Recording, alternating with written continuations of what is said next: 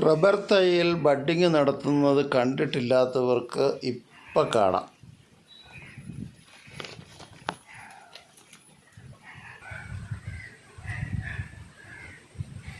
എൻ്റെ കണ്ണും തൊട്ട് കാണിച്ച്.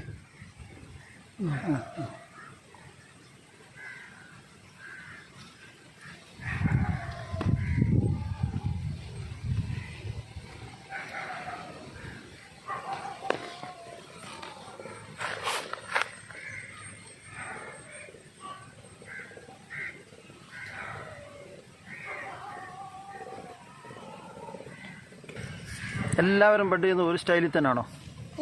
ചിലർ ഈ ബഡ് കണ്ണെടുത്ത് വായിക്കകത്ത് വെച്ചേക്കുന്നതാണ്. അത് നമ്മൾ ആദ്യമൊക്കെ അങ്ങനെയായിരുന്നു ചെയ്തോണ്ടിരുന്നത്.